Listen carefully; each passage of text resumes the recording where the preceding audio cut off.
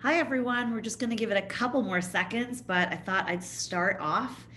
Welcome to the Menstrual Health Hygiene panel celebrating Menstrual Health Hygiene Month with the Desai Foundation. I am so excited to introduce our esteemed panels. But first, just wanted to let you guys know the kind of format of what we're going to be doing today. So we are going to kick it off. I'll do some introductions, and then we will start off with some questions. Some questions will be directed at specific panel members, but everyone is welcome to chime in. And then we will have some discussion, and then we'll ask some questions. And so if you have a question, the way that's going to work is if you can put it in the chat, and someone from my team will read through all the questions and then direct some questions to us.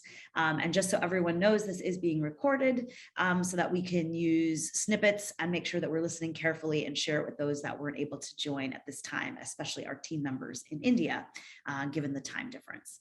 So welcome, everybody. My name is Megha Desai. I am the president of the Desai Foundation. I am really honored to introduce this incredible panel of menstrual empowerment. I am going to start with the wonderful Ashley Greene. Ashley is an actress, an activist, and the co-founder of the whole cycle wellness organization called Hummingway. She took the initiative to work through how she could be more in control of her body's feelings. And it was determined to find a clearer solution.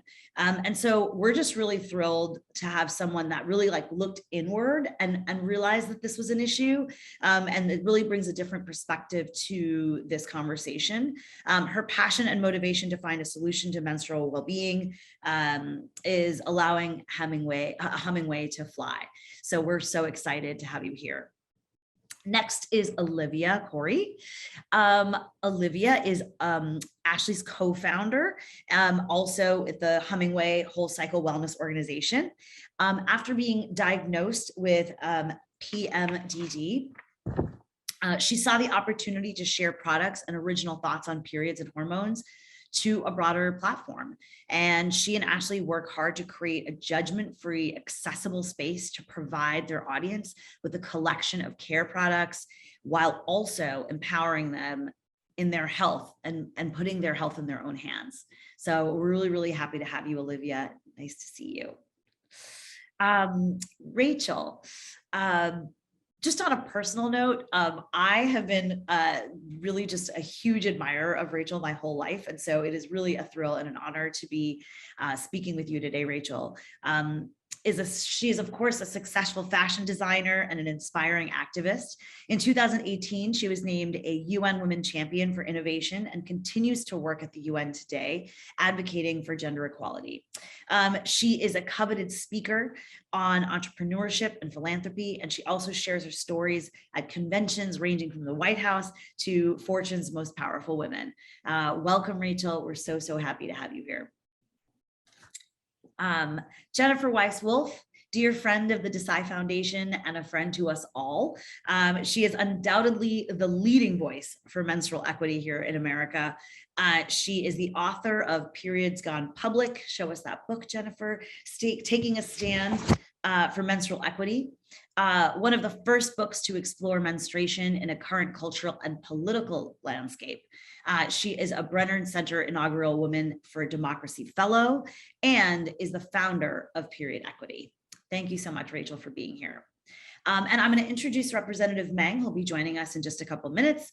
U.S. Congresswoman Meng is serving her 5th term as the representative from New York's 6th Congressional District.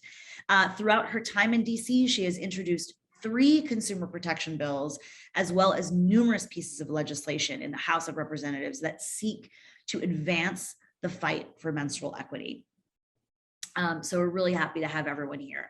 I'm Megha Desai. I'm the president of the Desai Foundation. We empower women and girls through elevating program. Oh, wow. The Desai Foundation empowers women and children through community programming to elevate health and livelihood across 8 states in rural India, as well as some programming here in Harlem and in the Metro Boston area. Our focus is always around cultivating dignity so that people can dream beyond their circumstances. And we started working in menstrual equity because about 10 years ago, when I started doing this work, I was just surprised. Like, I kept asking my questions, like, why aren't there more girls in school? Why aren't there this in school? And the answer was, well, oh, she dropped out when she got her periods. Oh, she's not working because there's no toilet here at the office. And I just remember thinking to myself, this is a solvable problem. and if we are all just if we just work together, we can really, move through. So I apologize to the panelists, but I'm going to go a little out of order here in the questions as we're waiting for Congresswoman Meng. I thought I'd start with you, Rachel, actually. One of the conversations that we had prepping for this conversation, you were really kind of surprised by, you were aware of the issue, but kind of surprised by the extent of the issue. I'd love for you to just maybe share some of your thoughts about that as we kind of kick off this conversation as to why this is so important. And also what you may have seen in your landscape at the UN that might help feed into, why we all don't know this as much. Right. Well, first of all, thank you very much for having me. Thank you for the work that you do. It's so invaluable. I cannot even explain at this point in my life how much I appreciate what you do. So thank you. And thank you for having me. It's a great question. So being half Indian, but feeling completely Indian because you're usually associated by how you look. So as an Indian woman, to not have known the extent of this problem did bring me quite a bit of shame. And what happens with the shame is never anything good. We can't accomplish anything. Sometimes we can't get out of bed. And so the idea that these young girls, they have no one to talk to, right? So in America, we're taught to tell your truth. And, it's a little overboard for me, quite frankly. I'm so tired of this woke culture that I just can't even, it's a whole different panel. But to know and to digest that I'm half a step away. So my own family is going through this, and it's an issue that I was unaware of. It just shows how much the whole world is unaware, and what these young girls through my age, almost 50, are really experiencing, which is shame. And with shame, it's debilitating. You can't accomplish anything, let alone try to leave the circumstances in which you were born. And then what can the fashion community do about it? Well, I think on that level, it's exactly what you're doing. So it's awareness, and then it's funding to get these programs, which includes teaching boys as well what's happening with young girls, and that it should be celebrated and not in such secrecy. But when you ask about the UN, that is also probably a whole other panel. It's so frustrating. It's so hard to push a green light there or to get anything to go. And I think that's part of what you're doing, is bringing awareness. Whereas, as a business owner, whether it's a small business or a large business, if you're the business owner, you can green light things. Well, that's not been my experience at the UN, unfortunately. Just being honest. No, actually, I was reminded of something the other day. I wrote an article about this campaign in a publication that is works really closely with the global goals, like the UN global goals. And they didn't include this in the article, but I, in my interview, said to them, like, I know the global goals were established like some dozen years ago or 10 years ago, and it's wonderful that we've all agreed on a certain set of agenda items. But in the 50 plus years of the existence of the UN, I think it's now 65 years, women were never on the agenda until the global goals were established. So it was literally the first time that there was like a bullet point regarding women at the UN. And I just remember kind of being bowled over by that and being like, wow, half the population, just kind of shocked. Right. Getting back to the questions. Oh, sorry, go ahead. Yeah, last thing I'm going to say about this. Yeah. I think we as individuals, as grassroots, can get so much more done. Mm-hmm. That's just my personal feeling today at 48, to having gone through different businesses. I'm hopeful that I'm wrong, but individuals, grassroots, I think we can get so much more done. Totally agree. Oh, look, we're so excited to have Representative Meng here. Hello. Hi, everyone. Can you hear me? We can. Okay, great. Nice to be here. Thank you for your patience. Of course. We already did your whole introduction, but I really would quickly want to introduce you to our panelists, Ashley, Rachel, Jennifer, and Olivia. Hello, so nice to meet you. Hi, everyone. Well, awesome. Well, if you don't mind, Representative Meng, we'll just jump right in. Of course. Amazing. All right. So one of the things that we at the Desai Foundation have always been really focused on is every level of the issue around menstrual equity, right? So there's the financial aspect, there's the dignity aspect, there's the stigma aspect, there's the health aspect, there's the work aspect. And so it impacts so many different issues. And so one of the quotes that I really love from Representative Meng has been the following: period poverty is unthinkable and simply wrong. It impacts one's self-perception, mental health, education opportunities, the economic well-being. It can also be detrimental to one's physical health at the risk of infections, increase of use of substitutions such as paper, toilet paper, or other products because of the inability to change products as frequently. This must not continue. I just think that that is like so well stated and just, succinct to the point of why this is such an incredible issue. I wanted to just open up to you and say, why aren't more people in Congress and in Senate and in government, both at the state and federal level, kind of taking this issue on? I feel it's kind of an interesting thing that we're still screaming and yelling and no one's listening type thing, Sure. Well, I can start. I will say, to be honest, I didn't even myself think about this topic a lot growing up and when I got involved in politics. And it was a young girl in my district who wrote to me about this issue that I really started working on it. And then meeting leaders like Jennifer, who's here today, who really we've been working hand in hand to make some of these concerns, to help find solution for some of these concerns and to continue working on it from a legislative standpoint. A lot of it is lack of public education. I think that even when I'm talking to my own colleagues about this, many of whom are, women, they just haven't necessarily heard about this issue before. And so I think that I am very hopeful because I feel like the more we talk about it, the more we explain it to people, we get more and more support. And what's really inspiring is that our young people have really helped lead the way. I just came back, Jennifer, you would love this group. I came back with a meeting with a group of students from one of our local Queens high schools, Townsend Harris. They started a period club during the pandemic.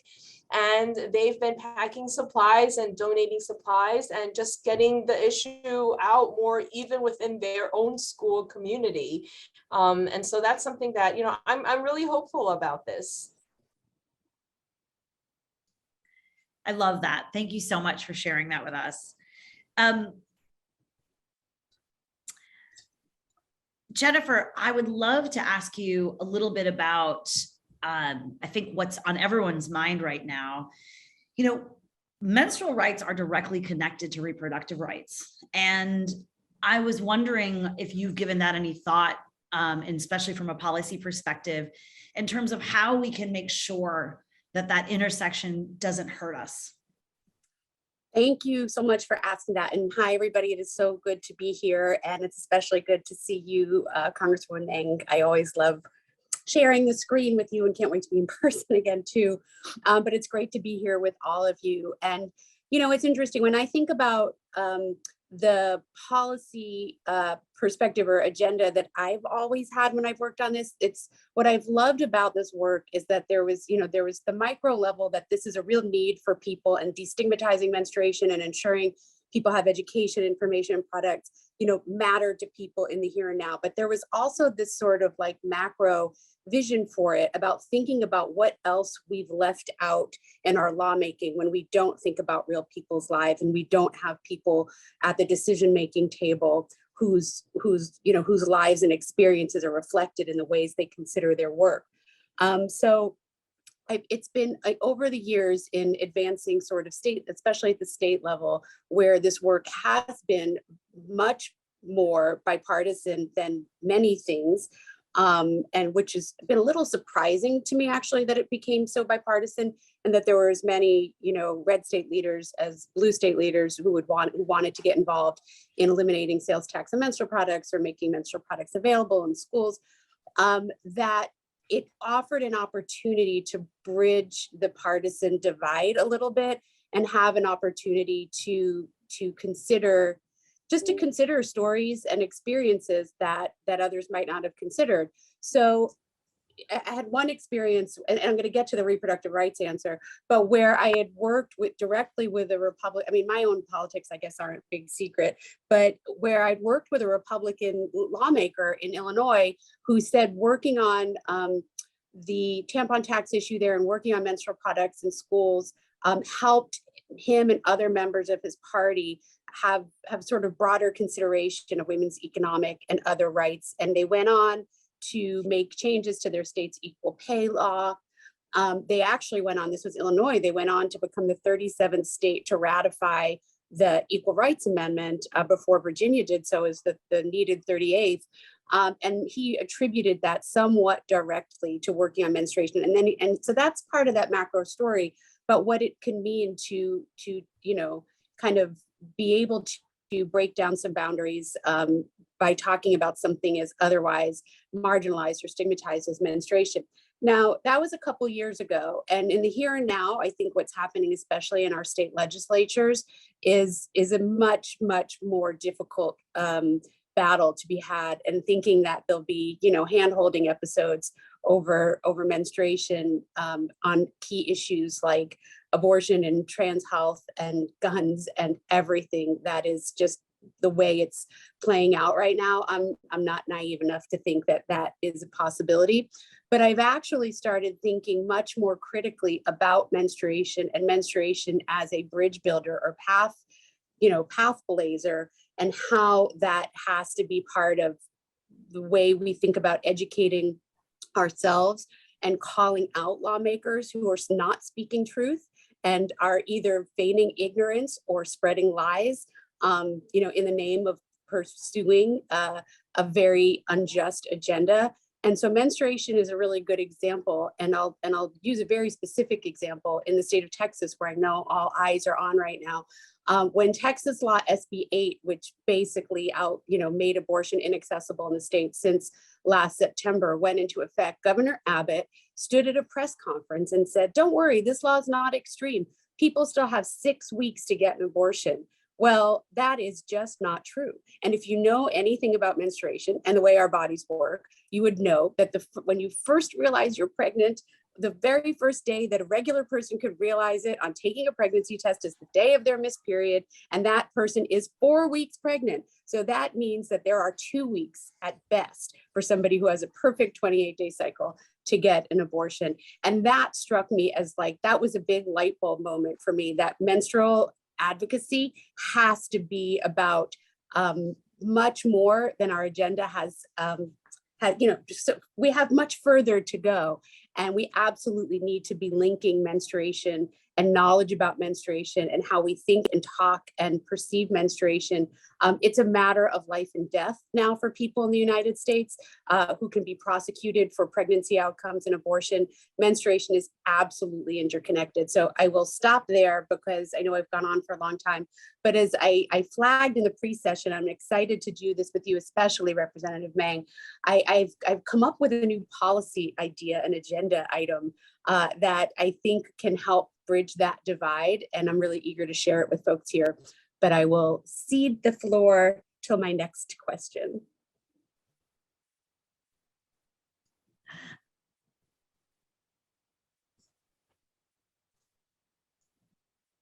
You're on a roll. If you want to go right ahead, I don't think anyone would mind. I think we're all kind of at the edge of our seats. All right, I'll jump in fast. I still don't have my elevator pitch honed quite well on this one because it's pretty new.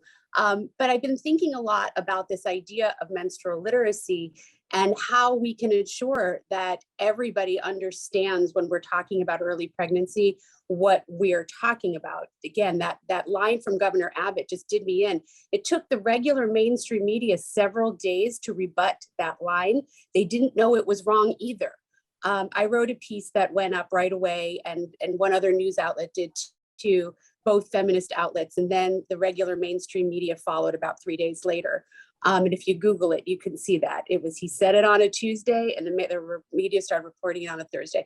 It occurred to me that many people, even people who menstruate and know their bodies well, might not know how to communicate these realities, or to some extent might not even know it.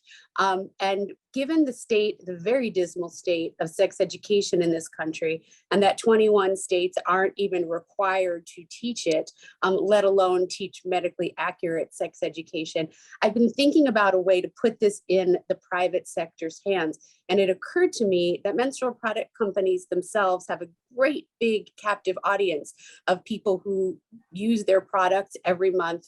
And why not have the FDA or some other regulatory body require information about menstrual literacy in menstrual products the way we do around dangers of toxic shock syndrome and other health concerns related to the use of menstrual products.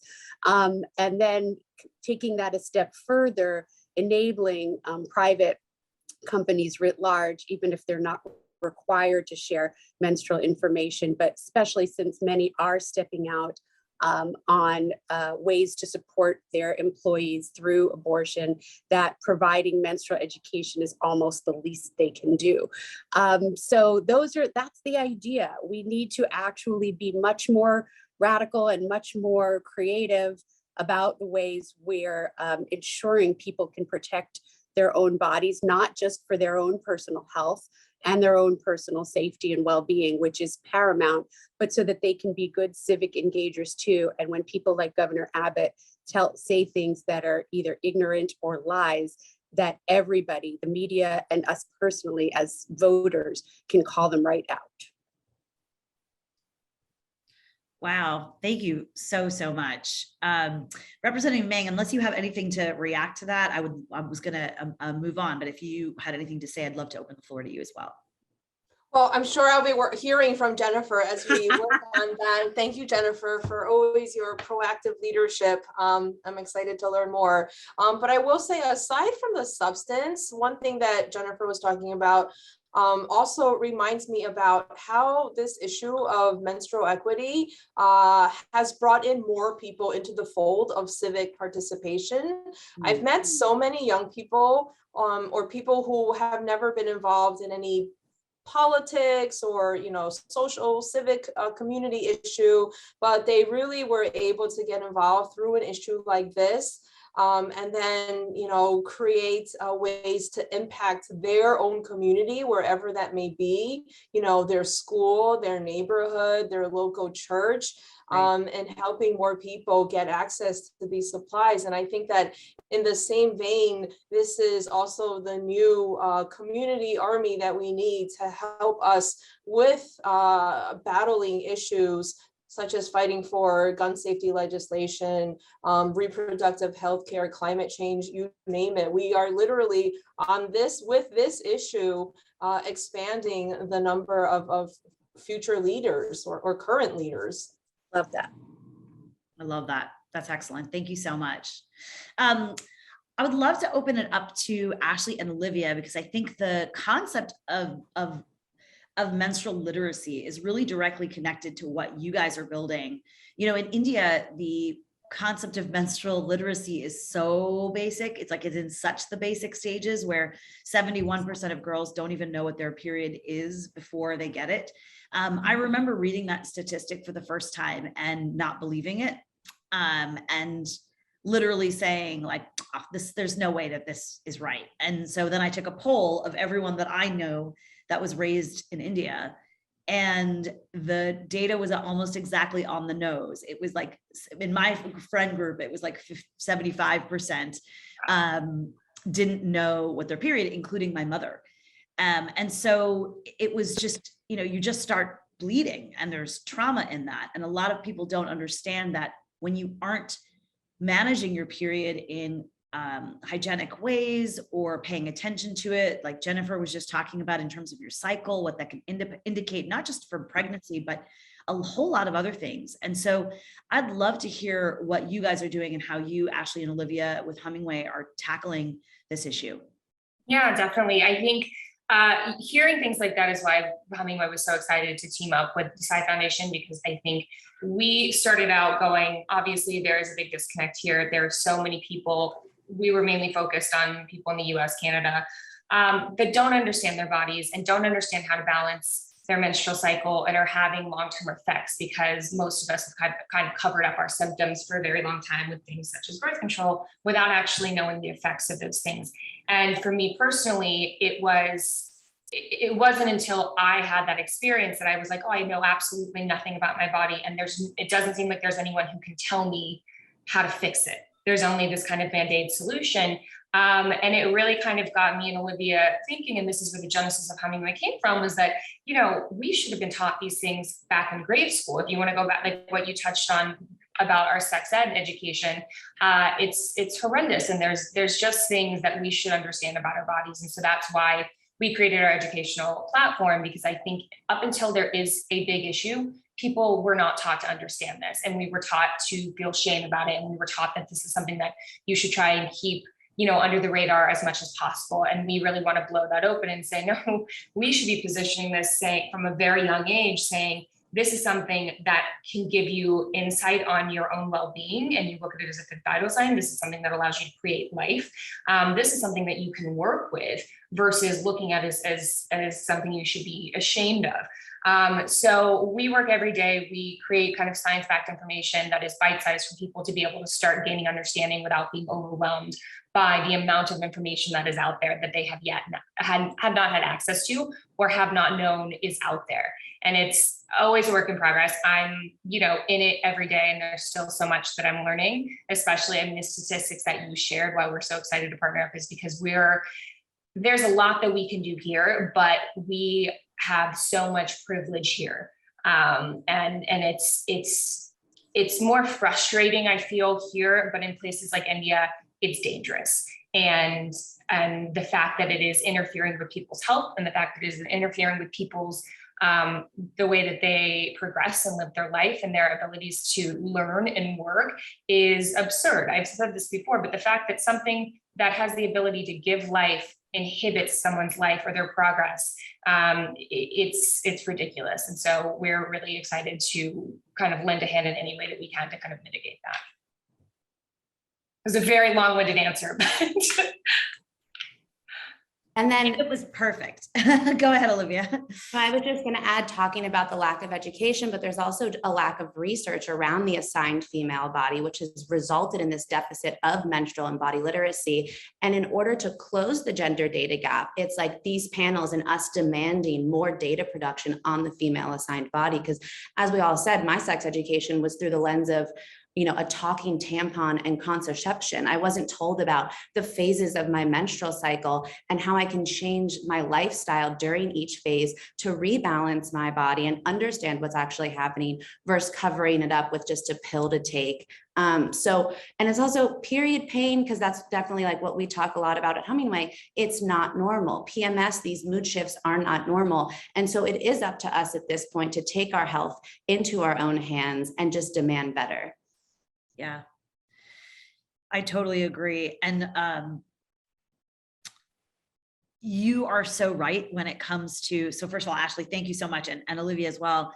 for the work that you guys are doing at Hummingway. I thought the statement that you made was just really powerful. I stopped and wrote it down when you said that, you know, here in the US, it's frustrating, but in a place like India, it can be dangerous. And that just like really stung in my ears. And I'm really grateful for that, that framing, because that is true. But even our, you know, frustration here can lead to really long-term impacts, especially when it comes to people's dignity or when it comes to cost and accessibility. But just mindful of time, I love so much this framework that everyone is framing around approaching women's rights through the lens of menstrual equity, because I think this is something that's easier for people to get on board with. Like, it might make them squeamish at first if they've never had a chance to talk about it, but then suddenly it's like, oh, I see how this is impacting, you know, not just reproductive rights, but also health and access to jobs and poverty and, you know, the tax and all these other things. So I think it's so important. So I just wanted to kind of open it up and ask a question to the entire panel about, you know, how can the audience hear what's like the type of language that they can arm themselves with, you know, given all the different expertise that are at the table, that they can arm themselves with. And I'm sorry, I'm going a little off book here, just based on what I heard. And that they can start using in everyday language in their everyday lives to kind of help move this conversation forward. I think, Ashley, you know, you presented this beautiful framework of like, here it's frustrating and there it's dangerous. You know, Jennifer, Olivia, Representative Meng, Rachel, any other ideas of like things that we can do in our everyday lives? I know, like, we're running this like Pledge Your Period campaign to kind of create the advocacy around breaking the stigma. And so I posted a picture of myself praying, and in India and in many other countries around the world, praying while you're on your period is just a no-no. I grew up in a very, very progressive Hindu family, and I was still pretty much forbidden to pray and go to temple when I was bleeding. And, you know, posted this picture, and I have posted twice on TikTok, and it got 13,000 views, lots of very aggressive and nasty comments. People telling me that I was sacrilege, that I was not a Hindu, that I should burn in hell. And I've been working in menstrual equity for 10 years, and I'm not going to pretend like that didn't hurt me. And so I just wanted to like put it up to everyone. It's like, how can we all every day, quote unquote, take this pledge using everyday language? I first want to say that I just feel that anyone's religious preference or their beliefs should never have any kind of bias on your health and your menstrual cycle.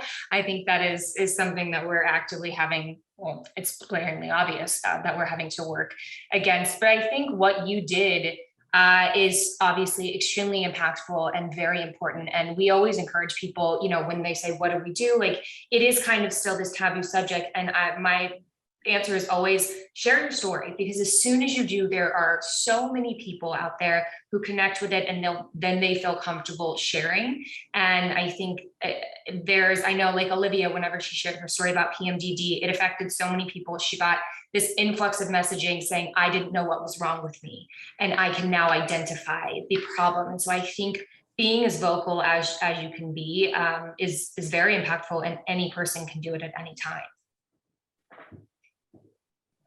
I'll jump into from a policy advocacy perspective with two different thoughts. So when I first started doing this advocacy back in 2015, I actually made up this phrase menstrual equity for a reason, to have like a common language and frame that lawmakers in particular, and lawmakers on both sides of the aisle, especially in particular, could relate to. I was watching and studying the work that was happening globally, and thought that talking about it in a water, sanitation, and hygiene context would not work. Nobody would even know what that was here in a state legislature, and that some language even around public health or human rights and human rights frameworks were going to fall on, they would not be even understood, let alone welcomed. And equity struck me as this sort of like core American principle that we could talk about equitable participation in civic society, in the economy, and education. And you know, it worked, because now it's a, you know, sort of like a commonly used phrase, at least in sort of this advocacy community, and Congresswoman Meng has named the bill with that language. And we all understand that. But I gotta say, anytime I see menstrual equity like coming up on Twitter, or like, you know, in the world where trolls exist, people will, you know, make fun of it. They'll say it's you know, they'll criticize it. They'll you know, it wasn't actually meant for the masses, was at least in my mind when I started using it. So I think about that actually a lot, and what it does mean to communicate more broadly with people, and in a way that makes them comfortable. And not that anyone else's comfort should be our problem or our burden, but, you know, especially as somebody doing policy work, my goal isn't to turn people off to the fact so much that they won't listen to me or won't engage with me. So it might look different in every circumstance. So everybody certainly should be comfortable and confident. And I wish that for all of us. And that's part of this work in destigmatizing menstruation, to talk about it, but to also recognize we all have our own comfort levels, and to push people out of their comfort levels, either as the speaker or to the people that they're trying to communicate with, is also, you know, it's not sort of a breach to think about that as we try to bring other folks along. You know, and I'll see that some people are very, very comfortable, you know, in places that I'm not even comfortable. And that's okay, you know, all to the good. We all should be doing that. But to recognize that that part of the movement means understanding a lot of different audiences. I think that's really important. Speaking of different audiences, thank you so much for that. You know, a lot of what we talk about at the Desai Foundation in terms of our Asani Sanitary Napkin program is our awareness campaign, right? So awareness means a lot of different things. It's about the type of education that Hummingway is doing. It's about the policy advocacy that Jennifer and Representative Meng are doing.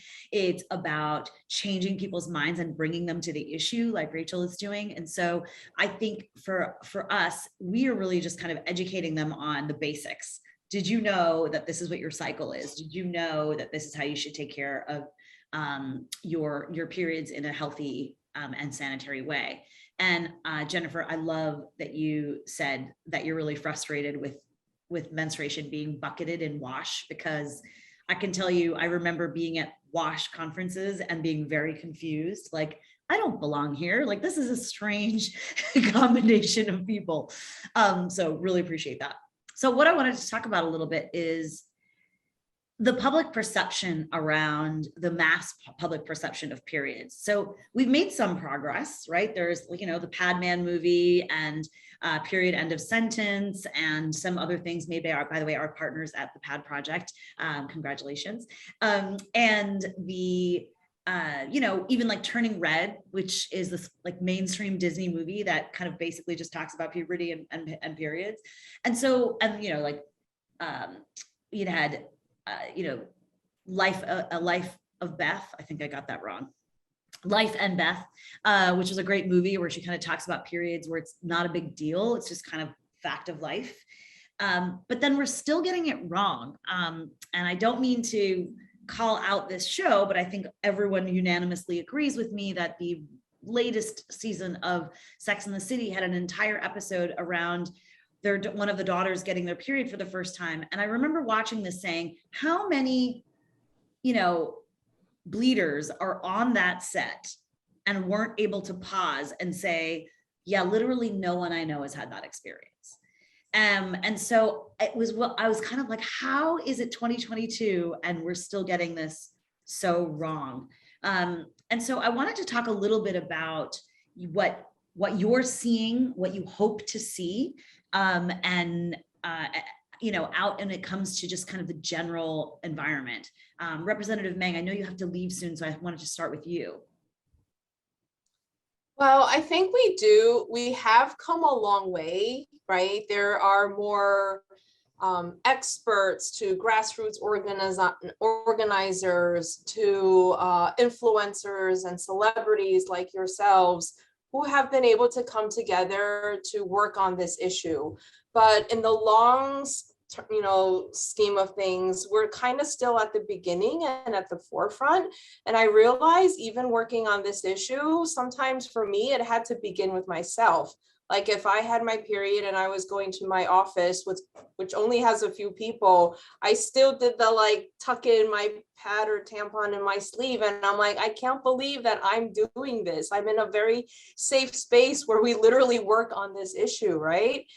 And so that's something that I had to even change in my own head. But just talking about this issue, it's still a really taboo issue. It was just my generation, I'm in my 40s, where, all my knowledge of this came from like Judy Blume, right? Like that's it, nothing else. Maybe a little bit my mom here and there, but she speaks fluent Chinese and I spoke in English, so I never knew really how that worked out. But it's still difficult even to talk with my female colleagues about this issue. I joke that I think some people signed on to my bill in Congress because they just didn't want me to talk about periods on the floor of the House, right? Like whatever it is, whatever it takes. But so I still think that we still have to change, like talk more about it, change what we think is normal and permissible, right? That it's okay to talk about this issue. And I also wanted to compliment Sesame Street, because we've been working with them on international issues, WASH program issues, for example. And they had introduced a new character a few years ago, right before COVID, I think. The character's name is Raya, and she teaches kids around the globe about proper sanitation and hygiene. And it sounds all cute, but that's exactly what we want. We want to normalize this behavior, this, what is not a luxury, and we have to start when people are young. Absolutely. Rachel, what do you think that the role of men is in this conversation? Well, that's a great question. I also learned through Judy Blume, so that's a fantastic reference. And I just want to mention that although I was lucky enough to have a mom that spoke to me about this, it was so much easier to read Judy Blume. And so with what Sesame Street is doing, with what authors like Judy Blume, what she did for me and for so many millions, those types of characters get a reach further than what we could ever imagine. And so while Sex and the City did get it wrong, hopefully there will be more examples like what Congresswoman mentioned. For me, I would like to really be mindful that this is a thousands of years old tradition that does come from spirituality. It does come from a religion. And I would like to be very mindful that you just don't go in there, quote unquote, guns blazing to change something that has been around for thousands of years, that has so much good attached to it. So spirituality and religion, like the Western religions, have amazing things attached to it, and unfortunately some negative things attached to it. So to be mindful and respectful, to approach it with kindness, as opposed to, listen, I'm a business owner, a small business owner. I don't care what people think of me. I really don't. And I teach that in classes that I give. I teach that to my daughters. It's none of my business what people think of me. Yet at the same time, I have been raised by an Indian man to know that you do respect your elders. So with that comes a responsibility, a huge responsibility, to walk into this very respectfully. So as Ashley points out, here in America, we have the privilege to discuss these things and to discuss them openly, and maybe even attach different policies to them. I'm not a policymaker, but I am a human citizen, and knowing what it's like to grow up in an Indian household, I would like to, at least for the young Indian girls, focus on period education before we attach other things to it, at least in India, because it's like one step at a time. And I'm not someone that baby, takes baby steps really, or is not transparent. But if we don't educate these young girls first and foremost in a respectful way, and be really respectful about the traditions that surround it, we're going to lose any hope of really educating on a large mass level in India. And that's what's so important to me. And it was mentioned by almost all of the panelists, I think, that kids are our future. So when I bring up any subject that I'm worried about or working on to my 14-year-old or my 22-year-old, they're like, that's still a problem. Like, we're going to have this really cool generation coming up, fairly soon. We're not there yet. But if we can get the young boys and the young girls in India through education, kindness is always fashionable, whatever you're approaching there in India, particularly with your elders, I think we would get further. So when attaching different subjects to period education, perhaps that might work in America.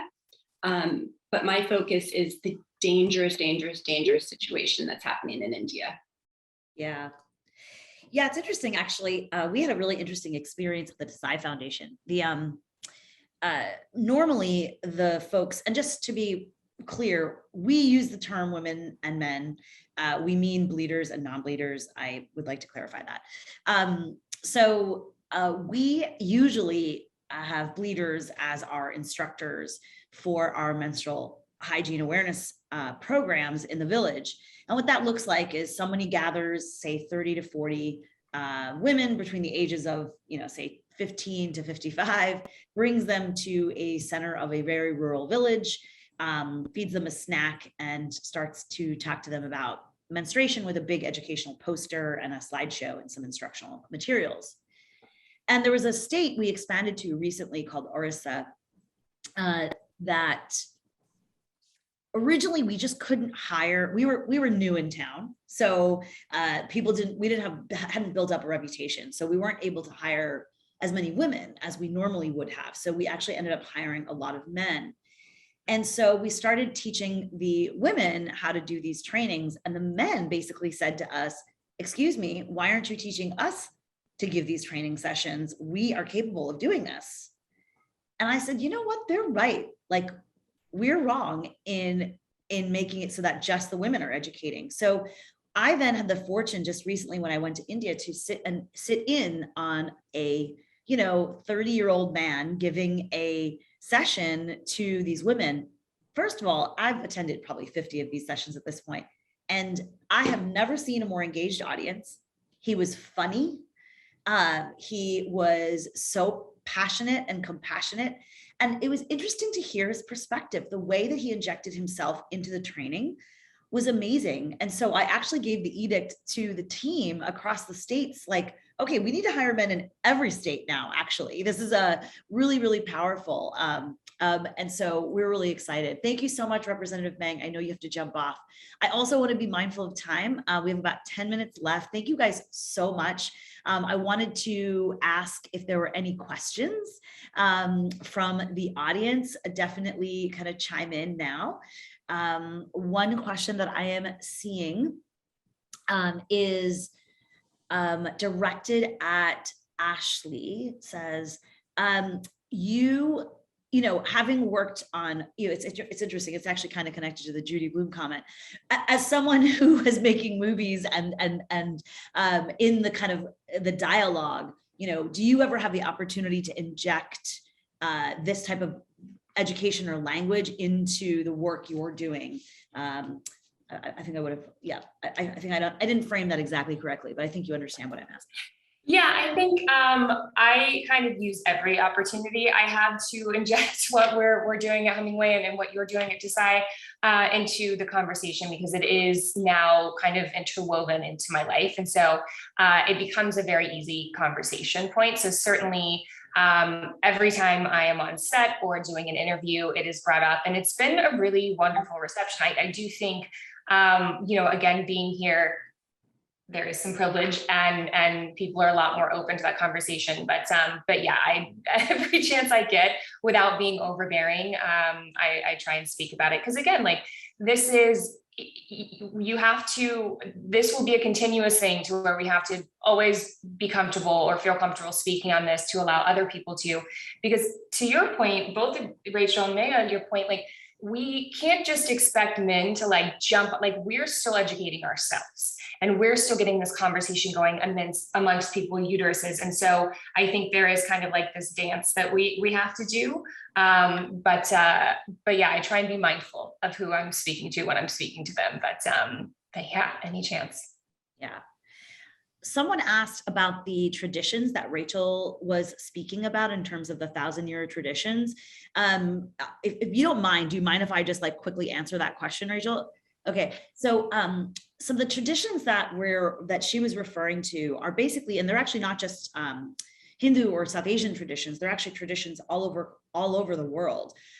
Where originally, when we had to do things like walk 4 miles to get water, we were in a place that like women helped each other. So if a woman was bleeding, it was kind of like her sister next door came over and was like, give me your bottle, I'll fill it up for you. You relax. And the idea was that it was around people taking care of themselves. And that is what some of these traditions around like, oh, relax, don't cook, don't do this. It was about care. But as soon as, the powers that be were able to understand that this could be used as a weapon against women to make them feel like they were unworthy of these different things, over time that shifted. Now, there are actually a lot of communities around the world that celebrate periods. There's actually a South Indian community that is famous for celebrating the day that a woman starts to bleed and honoring. They're actually very comfortable speaking about periods. They don't think it's a big deal. There's a community in Africa, same thing. So there are communities where this is not a problem. But the majority of the communities, it is. And so that's kind of what Rachel was talking about. Anything you want to add I missed maybe? Well, yeah, I was just going to add that today it can be viewed that, you don't go into temple, you don't pray as you were pictured doing, you don't cook certain meals, you don't even go into the kitchen. And to just, kind of, I am here to erase that taboo and to extinguish it completely, but to do it in ways that are more informational, coming with kindness and coming, one human experience to another. It sounds slow, but that has been my most progressive work to date when I do it in that way. So yeah, there are stigmas that, you can't even be looked at or talked at. That's the extreme when you're on your period. But also, there is such shame for, say, a 12-year-old girl, a 13-year-old girl to start bleeding, thinking something's wrong with her, coming from an area, a part of the body that in India, sometimes you're not even allowed to talk about. It's overwhelming. I mean, 1 in 5, I now know, girls drop out of school in India because of shame and embarrassment. And it is attached to not bringing shame into your house, to your family. These are all very big issues that in the West just aren't big issues. So it can take some understanding. 100%. Well, we are almost at time. So unless anyone has some pressing last words, I was going to wrap it up. Let me pause to see if anyone has any pressing last words. Okay. Well, I am so, so, so grateful for all of you for taking the time, for all of the work that you're doing, and for raising your voice for this issue. I invite everyone that is watching to pledge your period. Go to pledgeyourperiod.com. The more we talk about this issue, the more we get to change the conversation. You can scan this QR code and either donate to the Desai Foundation for the work that we're doing in India, or you can visit Hummingway to learn more about your menstrual cycle. Here are some great examples of how you can pledge your period. And then check out Jennifer's book. It is incredible. And it was one of the most educational books I've ever read. You want to hold it up, Jennifer, so that people could see your book. And so thank you so much for that work. And Rachel, thank you so much for being here and all your work with the UN. We are so, so grateful to have you guys here. Tell your friends that this was recorded and we're going to put it on our website in case people weren't able to join. Oh, you couldn't see the book? I can't see my screen. Oh, okay, got it. Let me just read the name of the book. So the book is called Periods Gone Public, Taking a Stand for Period Equity, so menstrual equity. So yes, definitely check it out. And again, thank you guys so much for being here. You can learn more about us at the desaifoundation.org. And of course, please definitely follow all of our amazing panelists here today. So thank you guys so much. Really appreciate you being here. Thank you so much. And thank you to the incredible Desai Foundation team for all of your work putting this together. Thank you.